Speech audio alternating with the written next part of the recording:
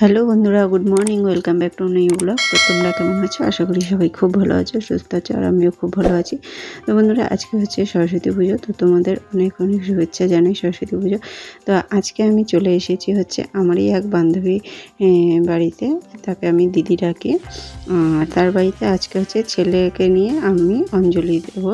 তো সেখানে চলে এসেছি। তো দেখো, এইখানে ব্রাহ্মণ চলে এসেছে সকালবেলায় 10টার মধ্যে। তো এইখানে এসে আমরা আজকে ভাবলাম দিদি বাড়িতে অঞ্জলিটা দিই, যেহেতু আমার বাড়িতে পুজো করা হয় না সেই জন্য।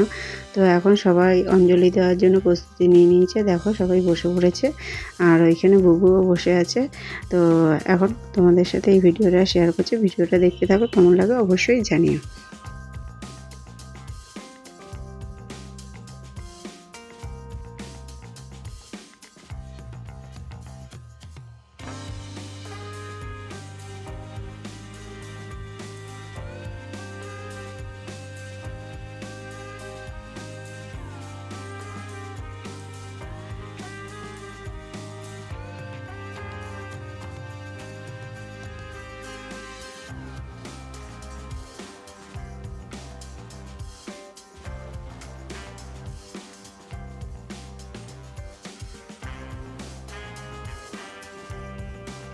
তো বন্ধুরা, আমাদের অঞ্জলি দেওয়া কমপ্লিট হয়ে গেছে। তারপরে আমি এই ছোট্ট একটা ভিডিও তোমাদের সাথে শেয়ার করছি। আর এখন হচ্ছে এরপরে হাতে হবে আরতি হবে। আরতি দেওয়ার পরে তারপরে কিন্তু বাচ্চারা হাতে খড়ি দেবে। তো দেখো, ছোট দুটো বাচ্চা হাতে খড়ি দেবে, সেই ভিডিওটা তোমাদের সাথে শেয়ার করলাম। তো কেমন লাগলো অবশ্যই জানিও। তো ভিডিওটা দেখতে থাকো।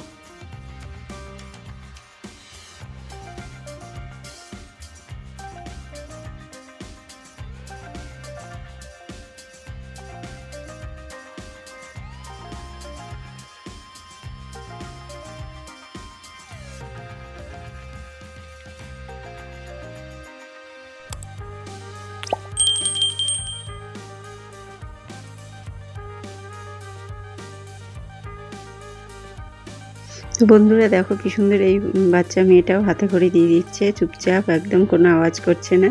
আর আমাদের বুবু কিন্তু খুবই কান্নাকাটি করছিল যখন হাতে খড়ি দেওয়া হয়েছিল ওর মাসির বাড়িতে, তখন কিন্তু খুবই কান্নাকাটি।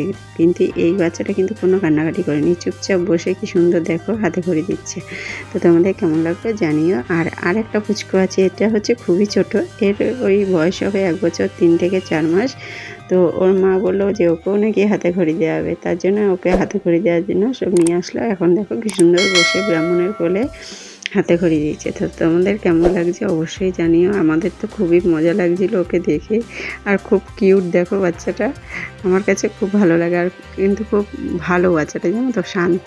তো দেখো চুপচাপ বসে আছে। আর যেইখানে প্রদীপটা জ্বলছিল, ওই প্রদীপে যে আগুনটা জ্বলছিল তখন দেখছে, পঞ্চপ্রদীপে যে আরতি করে আগুনটা জ্বলছিল সেটা দেখতে ব্যস্ত ছিল, সেই জন্য একটু অন্যদিকে তাকিয়েছিল।